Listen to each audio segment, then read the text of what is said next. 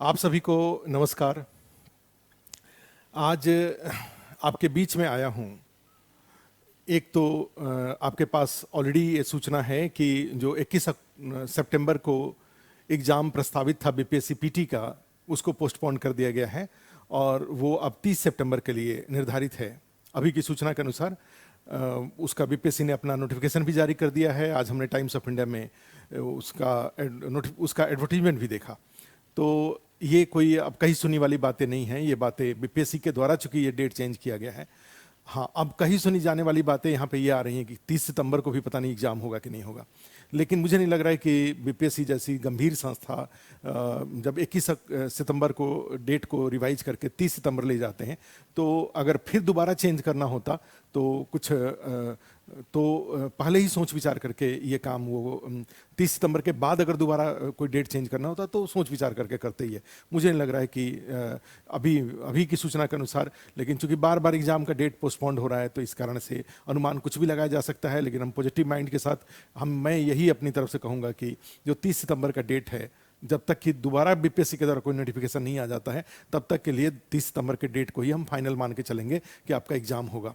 अब ये है कि ज़रूर इस डेट को लेकर के थोड़े से हम मेरे मन में एक आप छात्रों के जो बिहार से बाहर रहते हैं उनके प्रति एक थोड़ी संवेदना हमारी जागृत है। पहले से मैं बोलते आ रहा हूँ, क्योंकि जो भी बिहार के बाहर हैं, पूरे देश में बिहार के लोग फैले हुए हैं और कई लोग सरकारी नौकरियों के कारण, सेंट्रल गवर्नमेंट के कारण फैले हुए हैं, और दूसरा कई लोग दिल्ली में यहाँ पे तैयारी करते हैं। उस कारण से उनको बिहार वापस जाना होता है, बिहार उनको जाना होता है एग्ज़ाम देने के लिए। मैंने इसके लिए मांग भी किया था कि दिल्ली में भी एक सेंटर बना दी जाए, तो बिहार में सेंटर की जो कमी हो रही है, और चूंकि दिल्ली आजकल अब तो भारी संख्या में लोग दिल्ली में रहते हैं, एक तो कहा जाए कि पटना के बाद एक एक्सटेंडेड राजधानी बन चुका है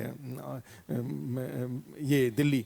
तो ऐसी स्थिति में अब अगर कोई पता नहीं जो टेक्निकल रीजन होगा वो बीपीएससी ज़्यादा बेहतर जानता है, लेकिन फिर भी जो दिल्ली में बच्चे रह रहे हैं या दिल्ली के जो बिहार के बाहर रह रहे हैं उनकी सुविधा के लिए, क्योंकि सोच के देखो ये बार बार डेट चेंज करना, कई बार ट्रेन की आप समस्या समझ रहे हैं, आप फ्लाइट की समस्या समझ रहे हैं, जिनको लेकर के बच्चों को जाना है वहाँ पे पटना जाने के लिए, बिहार जाने के लिए, आप समझ रहे हैं कि टिकट उन्होंने कराया, फिर उसको कैंसिलेशन, फिर उनको रिवाइज करना पड़ेगा, मॉडिफाई करना पड़ेगा, कैंसिल करना पड़ेगा, उसमें सब में पैसे खराब होंगे। फिर उसके बाद फिर 30 सितंबर का कराएंगे, उसके बाद पता चला कि फिर बीपीएससी के द्वारा अगर डेट टाल दिया जाता है तो एक तो वो वाली जो समस्या है, टिकट वाली समस्या है, वो टिकट वाली समस्या, लेकिन उससे ज़्यादा है कि ये एग्ज़ाम का डेट बार बार पोस्टपोन होने से जो प्रिपरेशन में का मोमेंटम होता है वो टूटता है, कम से कम जो सीरियस लोग हैं उनके लिए, उनका। लेकिन जो भी हो, अब 30 सितंबर बीपीएससी जो तय कर रहा है, बिहार सरकार के द्वारा जो तय किया जा रहा है, ठीक है, तो उसके अनुसार आपको अपना प्लानिंग करना पड़ेगा। अब उसमें हमारे आक्रोश करने से, नाराज़ होने से, हमारी संवेदना व्यक्त करने से, ये आप छात्रों के द्वारा नाराज़गी से ज़्यादा कुछ होने वाला है नहीं। आप जो डेट दें उसके अनुसार अपने टिकट को तैयार रखिए बिहार जाने के लिए, नंबर 1। नंबर 2 जो इसका पार्ट था, डिस्कशन का पार्ट है कि जैसे आज देखेंगे बोर्ड पर मैंने पेपर लगा रखा है, ये बीपीएससी 67 का जो क्वेश्चन जो रद्द हुआ था उसका पेपर है ये, और उसमें मैंने एक सेक्शन आज लिया है इकोनॉमी वाले का, कि भाई इकोनॉमी का प्रिपरेशन, अब जो टाइम हमारे पास मान लीजिए करीब 20 दिन का समय है, इस 20 दिन के समय में अगर रिवीजन करने जाऊं इकोनॉमी वाले क्वेश्चन को के लिए, तो मेरा क्या अप्रोच होना चाहिए। तो ये इकोनॉमी वाला जो पेपर है, जो क्वेश्चन आया हुआ है, उस क्वेश्चन के आधार पे, चाहे पीछे के जो क्वेश्चन के आधार पे, मेरा जो अपना इकोनॉमी के प्रति जो आपके प्रिपरेशन का अप्रोच होना चाहिए, उस पर सुझाव ये है कि सिलेबस को 3 पार्ट में बांटा जाएगा। 3 पार्ट में बांटने का मतलब ये हुआ, एक ओवरऑल इंडियन इकोनॉमी का स्टैटिक पार्ट जो होता है, स्टैटिक पार्ट में जैसे नेशनल इनकम रिलेटेड कंसेप्ट है, एग्रीकल्चर है, इंडस्ट्री है, इंफ्रास्ट्रक्चर है, ह्यूमन रिसोर्सेज हैं, पोवर्टी, अनएम्प्लॉयमेंट, या ये जो डिफरेंट रिपोर्ट्स होते हैं जैसे ह्यूमन डेवलपमेंट रिपोर्ट है, या इस बार जो BNI करके एक पूछा हुआ है, जो इंडेक्स पूछा हुआ है उस पर आधारित जो रिपोर्ट है उसकी बात है, या पब्लिक फाइनेंस का है, मनी बैंकिंग का है, या फिर जाते हैं तो फॉरेन ट्रेड का, फॉरेन इन्वेस्टमेंट का, इंटरनेशनल फाइनेंशियल इंस्टीट्यूशन का, नीति आयोग, योजना आयोग का। तो ये पूरा जो एक इकोनॉमिक्स का पीटी का सिलेबस होता है, ये सिलेबस और उस सिलेबस का जो स्टैटिक पार्ट होता है उसकी जानकारी, एक पार्ट ये हुआ। जो दूसरा पार्ट हुआ वो जो इस स्टैटिक पार्ट का जो कंटेम्प्ररी कंटेम्प्ररी का मतलब हुआ जैसे पब्लिक फाइनेंस ही ले लें तो भाई उसमें जीडीपी के बारे में जानना ये हमारा ये स्टैटिक पार्ट हुआ। लेकिन जीडीपी 2022-2023 के लिए फॉर 2022-23 के लिए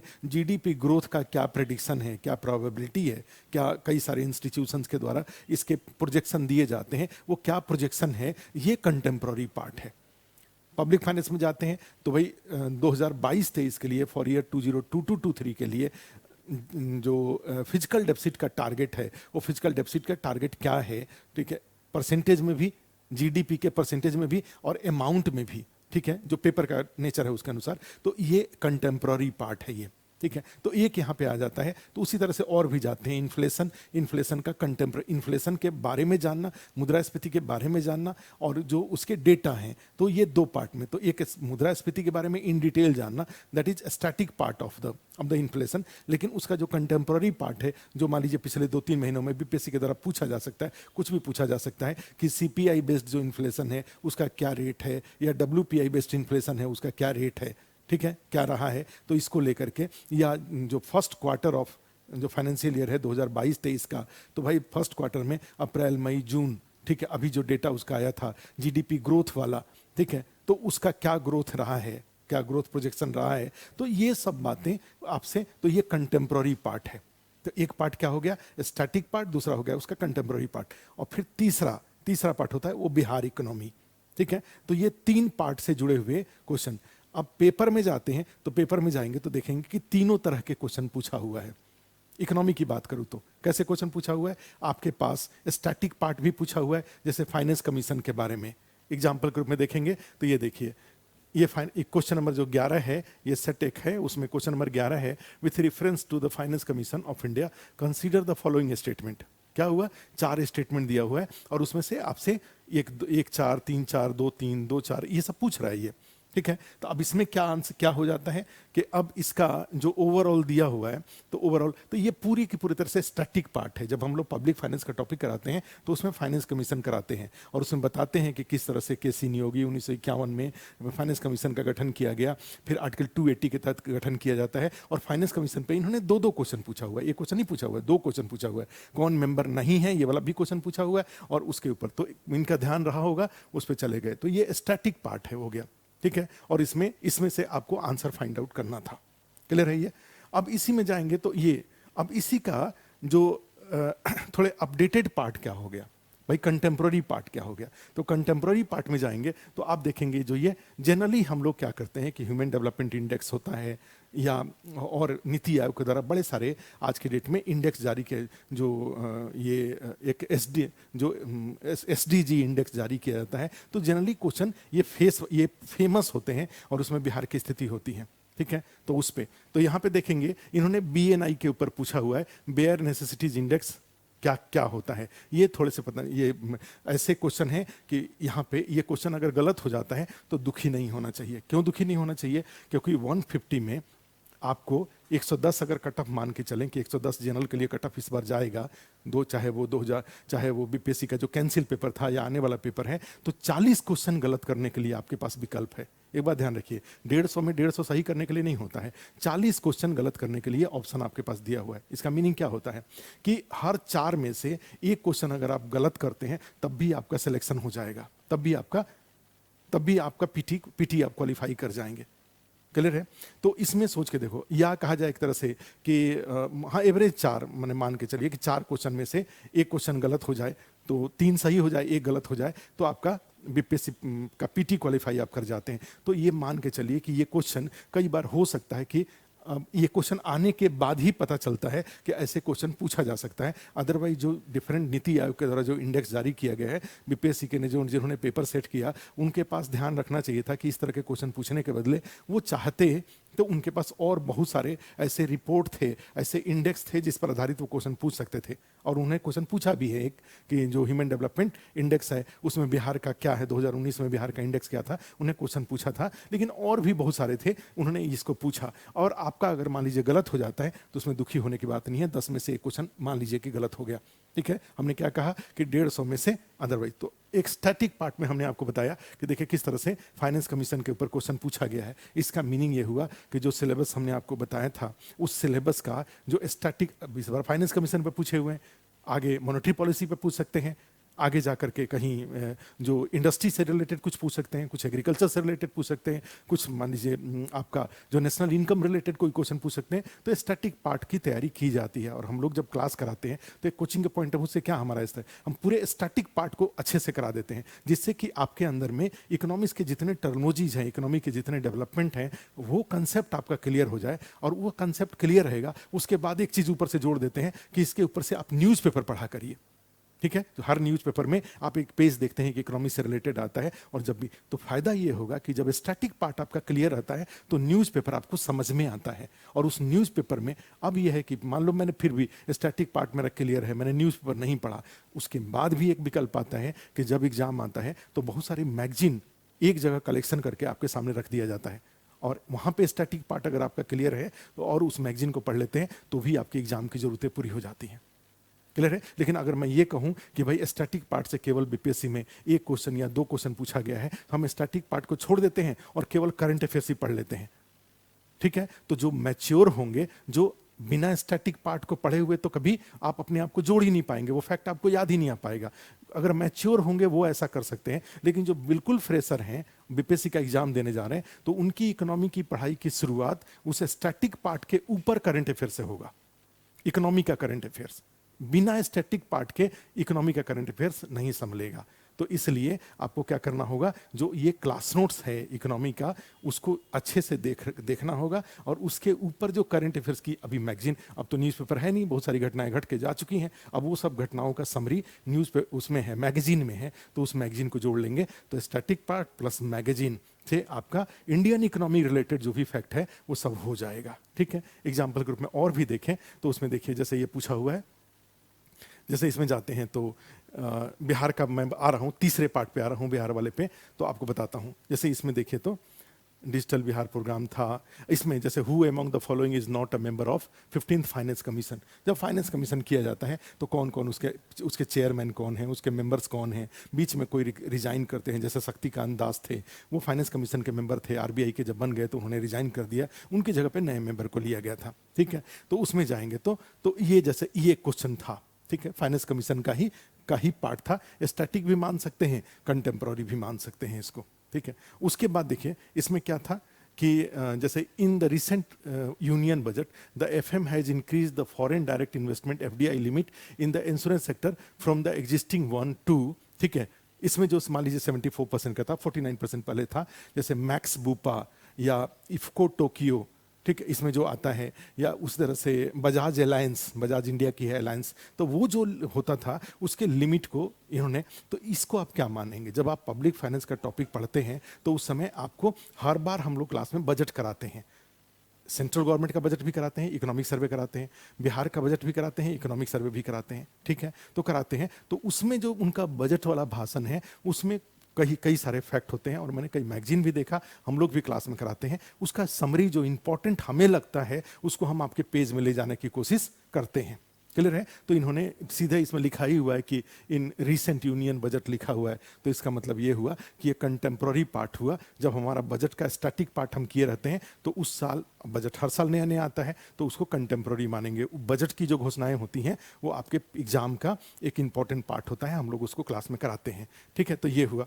उसी में जाएंगे तो ये जैसे क्वेश्चन है, as per the union budget 2021 the physical deficit is estimated to be how much percentage for the 2122। ये क्वेश्चन इसमें पूछा हुआ है कि भाई फिजिकल डेफिसिट का क्या है। तो ये भी क्या हुआ, आपने देखा कि जो सेंट्रल गवर्नमेंट का यूनियन बजट है उस बजट से क्या हुआ, 2 क्वेश्चन आपके सामने दिखाई दे रहा है, ठीक है। तो इसमें क्या हुआ, स्टैटिक पार्ट के साथ ये कंटेम्प्रोरी पार्ट हुआ, और ये आपको ये वाला पार्ट आपको मिल जाएगा, ऐसा नहीं है कि नहीं मिलेगा। कैसे मिलेगा ये मैं उस पर आता हूं। अब इसके बाद जाएंगे तो इस पेपर में देखेंगे कि इस पेपर में उन्होंने बिहार के कई सारे क्वेश्चन पूछा हुआ है, ठीक है। अब पूछेंगे कि ये बिहार वाले क्वेश्चन कहां से आएंगे, इसमें देखेंगे तो देखिए जैसे ये क्वेश्चन क्या पूछा हुआ है, which type of bank is propose to be established for agriculture and rural development in Bihar. Agriculture credit for Bihar ये नहीं पूछा हुआ है, क्या पूछा हुआ है, Which type of banks propose to establish agriculture and rural development in Bihar? Agriculture and rural development, ठीक है, क्वेश्चन पूछा हुआ है। तो इसमें जाते हैं तो अब ये क्वेश्चन है, ठीक है। तो आप देखेंगे कि जब आप बिहार का जब वित्त मंत्री अपना बजट देते हैं, बिहार के वित्त मंत्री बजट देते हैं, तो उसमें वो बताते हैं कि बिहार के हर जिले में हम कृषि यंत्र बैंक स्थापित करेंगे, उस कृषि यंत्र बैंक में क्या क्या होगा, वहाँ से कैसे कैसे, तो ये चीज़ें जाएंगे। तो यहाँ पे तो ये क्या है, ये क्वेश्चन बिहार के बजट से है क्वेश्चन। ये पिछला जो एग्जाम हुआ है तो देखो इसमें 2021 वाले बजट की बात यहां पर भी की जा रही है। सेंट्रल गवर्नमेंट में भी 2021-22 के बजट की बात की जा रही है अभी, जबकि कौन सा साल कौन सा बजट चल रहा है, सेंट्रल गवर्नमेंट में भी 2022-23 का बजट चल रहा है, बिहार में भी 2022-23 का बजट चल रहा है। लेकिन ये जो 67 का जो पेपर जो कैंसिल हुआ था, उसमें सारे जो हैं सेंट्रल गवर्नमेंट के लेवल पे ऑल इंडियन इकोनॉमी या बिहार इकोनॉमी के जो क्वेश्चन पूछे गए थे, वे सारे के सारे बजट, सेंट्रल बजट 2021-22 और स्टेट बजट 2021-22 से क्वेश्चन पूछा गया था। स्टेट इकोनॉमिक सर्वे 2020-21 और सेंट्रल इकोनॉमिक सर्वे 2021-22 से क्वेश्चन पूछा गया था। क्लियर है ये? तो अब यहाँ पे क्या आ जाता है, उसी तरह से जाएंगे तो और देखो, जैसे इन्होंने क्या क्वेश्चन पूछ दिया, the value of human development index of Bihar in 2019 as कितना हुआ ये, ठीक है। तो आप आंसर जानते हैं, इसका आंसर सब मार्केट में है ही, इसका डी आंसर दिया हुआ है, ठीक है। तो ये आंसर मैं इसलिए नहीं बता रहा हूँ कि सब मार्केट में आंसर है। फिर उसी तरह से देखो, the physical deficit in Bihar during 2021-22 is estimated as, ठीक है। तो आप जनरली क्या होता है कि बीपीएससी, देखो ये भी बिहार बजट का क्वेश्चन है ये, ठीक है, बिहार बजट 2021-22 का क्वेश्चन है। उसमें जो फिजिकल डेफिसिट एस्टिमेटेड था जीएसडीपी का जितना परसेंट, उसका अमाउंट भी साथ में लिखा रहता है, कितना अमाउंट। जब वो अमाउंट हम लोग क्लास में बताते हैं तो कई बार लोग थोड़े इरिटेट होते हैं कि सर ये अब 15 लाख करोड़ सेंट्रल गवर्नमेंट के लेवल पे जाएंगे, स्टेट गवर्नमेंट के लेवल पे जब जाते हैं तो कई बार देखो इसमें जैसे ये 22,511 करोड़ रुपया, तो ये फिगर लोग याद नहीं करना चाहते हैं। पर जीएसडीपी का जो परसेंटेज होता है 2.97% या 3.2%, यही सब याद करना लोग चाहते हैं। लेकिन देखो बीपीएससी में क्या हुआ है, ये क्वेश्चन पूछा हुआ है, ठीक है। यहाँ पे बजट से सीधे उठा करके ये क्वेश्चन पूछ दिया। अब उसी में जाएंगे तो पिछली बार भी पूछा हुआ है, ये under digital Bihar program which students will receive the computer education and training, ठीक है, class 5 class students of class 7, ये सब क्वेश्चन पूछा हुआ है। जैसे ये उसी तरह से जाते हैं तो इसमें जाएंगे तो according to the 15th Finance Commission recommendation, how much share will Bihar receive in divisible pool of central tax and duties? जो स्टेट के लिए जो central tax and divisible central tax and विभाजन योग्य केंद्रीय कर एवं शुल्कों में राज्यों के लिए जो 41% है, उस 41% में बिहार को कितना परसेंट, ठीक है, 41% को एक बास्केट में रुपया के रूप में रख लें तो बिहार को जो रुपया मिलेगा वो टोटल का कितना परसेंट होगा, ठीक है। उस 41% को 100% मान लेते हैं, डिफरेंट क्राइटेरिया के आधार पर बिहार को कितना परसेंट मिलेगा, ये क्वेश्चन पूछ रहा है। तो इस क्वेश्चन में जाएंगे तो आप जानते हैं कि 4.06% इसका आंसर है, ठीक है। तो इसमें कोई, तो ये क्वेश्चन मैं इसका नेचर बताना चाह रहा हूं कि आपके सामने सबसे बड़ी बात ये है कि सर मैं 150 क्वेश्चन जो बीपीएससी के 67th के एग्जाम में आएगा, उसमें इकोनॉमी के ये जो क्वेश्चन आ रहे हैं, इस क्वेश्चन को मैं कैसे करूं, कहां से पढ़ूं, आज के वीडियो बनाने का यही उद्देश्य है। और उसके लिए हमने ये एग्जाम्पल आपके सामने एग्जाम्पल दिखाया कि देखो किस किस तरह का इसमें क्वेश्चन पूछा जा रहा है, ठीक है। तो अब इसमें जा रहे हैं तो the following not a part of national development council, ठीक है। ये भी जैसे ये नीति आयोग में जाते हैं तो वहाँ पे ये क्वेश्चन दिया हुआ वाइस चेयरमैन ऑफ नीति आयोग, क्या क्या इसमें आता है नेशनल डेवलपमेंट काउंसिल का। What among the following not a part of National Development Council? The Secretary of NITI Aayog, the Secretary of the Planning Commission. अब तो नेशनल डेवलपमेंट काउंसिल राष्ट्रीय विकास परिषद, ठीक है। तो राष्ट्रीय विकास परिषद वाला क्वेश्चन ये क्यों पूछा हुआ है, चूंकि अब इसके जगह पे तो आ गया गवर्निंग नीति आयोग के तहत गवर्निंग काउंसिल आ गया है, ठीक है। तो उसमें खैर तो ये इस तरह एक क्वेश्चन यहाँ पे ये दिखाई दे रहा है कि who among the following is not a part of the national development council? Secretary of Niti Aayog, the secretary of planning and program implementation ministry, the vice chairman of Niti Aayog, the chairman of the finance commission of India, ठीक है। तो उस तरह से जाएंगे तो answer इसका the chairman of the finance commission, D इसका आंसर होगा। चूंकि ये तो कॉन्स्टिट्यूशनल बॉडी है, ये तो नेशनल डेवलपमेंट काउंसिल है, वो एक एक्स्ट्रा कॉन्स्टिट्यूशनल बॉडी हुआ करता था। तो इसका आंसर में आप चेक कर लीजिएगा इसका आंसर क्या है, लेकिन मुझे लग रहा है कि डी। वैसे ये क्वेश्चन नेशनल डेवलपमेंट काउंसिल राष्ट्रीय विकास परिषद आप जानते हैं कि 1952 में गठन किया गया था, और वो उसका काम होता था कि जो पंचवर्षीय योजनाएं होती थी उसको अप्रूव करना, अंतिम रूप से अनुमोदन करना। और प्लानिंग कमीशन के गठन, प्लानिंग कमीशन के भंग होने और पंचवर्षीय योजनाओं के भंग होने के साथ ही इसका काम खत्म हो गया था। उसके जगह पे नीति आयोग आया और नीति आयोग के जगह पे फिर जाएंगे तो नीति आयोग के तहत राज्यों की भागीदारी के लिए जो एनडीसी का जो काम था वो काम करने के लिए यहाँ पे जाएंगे तो गवर्निंग काउंसिल का, प्रशासकीय परिषद का एक प्रोविजन कर दिया गया था, ठीक है, उसको रिप्लेस कर दिया गया था। और हम लोग क्लास में जब करते हैं तो एक साइड में प्लानिंग कमीशन, एक साइड में नीति आयोग, जब कंपेयर करते हैं तो यहाँ जब एनडीसी लिखते हैं तो यहाँ पे गवर्निंग काउंसिल लिखते हैं, ठीक है। और उसमें फिर ये भी बताते हैं कि एनडीसी स्टैटिक था, ओकेशनल था, गवर्निंग काउंसिल ज़्यादा डायनेमिक है और ज़्यादा। तो खैर मैंने ये सब क्वेश्चन को देखने के बाद इसमें जाते हैं तो देखेंगे कि दो तरह के ये क्वेश्चन इसमें से आ रहे हैं, ठीक है। दो तरह के क्वेश्चन इसमें से यहाँ पे आपको दिखाई दे रहे हैं, एक स्टैटिक क्वेश्चन दिखाई दे रहा है और दूसरा इसमें से कंटेम्प्रोरी क्वेश्चन दिखाई दे रहा है और तीसरा बिहार का दिखाई दे रहा है। कैसे करेंगे इसको? तो अब यहाँ पे जो स्टैटिक पार्ट है, मुझे लगता है कि आपके पास उसके लिए कोई ना कोई क्लास नोट्स जरूर होगा स्टैटिक पार्ट के लिए। जो आस्था ये से जुड़े हुए लोग हैं उनके पास तो है, हमने क्लास में कई बार कराया है, हिंदी मीडियम इंग्लिश मीडियम सब करा रखा है। लेकिन अदरवाइज आप जहाँ पढ़े होंगे, जिस कोचिंग में पढ़े होंगे, आपके पास होगा, ठीक है। जो उसका कंटेम्प्रोरी पार्ट है और बिहार वाला पार्ट है, तो कंटेम्प्रोरी पार्ट और बिहार वाले पार्ट के लिए अब जो विकल्प है, दो विकल्प यहाँ पे बनता है। एक, बिहार में का करंट अफेयर्स, बार बार वीडियो में बता रहा हूँ, बिहार का करंट अफेयर्स पढ़िए। बिहार का करंट अफेयर्स क्यों पढ़िए? क्योंकि ये इकोनॉमी वाले जो 4-5 क्वेश्चन दिखाई दे रहे हैं, जो बिहार के बजट और बिहार के इकोनॉमिक सर्वे का समरी, इंपॉर्टेंट उसके पॉइंट्स हैं, वो हमने कुछ मैगजीन्स में देखा, उसमें उन लोगों ने समरी उसका किया हुआ है। हम लोगों ने भी यहाँ पे आस्था इसमें, चूंकि इस बार के पेपर में बिहार बजट 2022-23 और इकोनॉमिक सर्वे 2021-22, सेंट्रल बजट 2022-23 और इकोनॉमिक सर्वे 2021-22 का क्वेश्चन आएगा। और हमने आपको बता रखा है कि ये जो बिहार बजट और इकोनॉमिक सर्वे है, इसका 26 पेज का एक मैटर हमने टेलीग्राम, आस्था इसके टेलीग्राम चैनल पे डाल रखा है। तो आपको क्या करना होगा, उस 26 पेज को पढ़ लेना होगा, या फिर करंट अफेयर्स का कोई मैगजीन आ रहा है, करंट अफेयर्स का, बिहार का करंट अफेयर्स का कोई मैगजीन आ रहा है, तो उसके इकोनॉमिक सेक्शन को, बिहार के इकोनॉमिक सेक्शन को आप अच्छे से देख जाइए, वहां से क्वेश्चन आएगा, ठीक है। तो क्या हो गया, जो करंट अफेयर्स की मैगजीन है नेशनल इश्यूज के लिए और बिहार के लिए अलग से बिहार समसामयिकी लिखा हुआ है, बिहार करंट अफेयर्स लिखा हुआ है। जो नेशनल लेवल पे जो करंट अफेयर्स है, तो उससे बिहार का स्टैटिक, जो इंडियन इकोनॉमी का स्टैटिक पार्ट प्लस ये नेशनल जो करंट अफेयर्स है, जैसे प्रतियोगिता दर्पण हुआ या अदरवाइज, तो उससे ये दोनों मिल करके जो इंडियन इकोनॉमी वाला सेक्शन है उसको कवर कर देगा।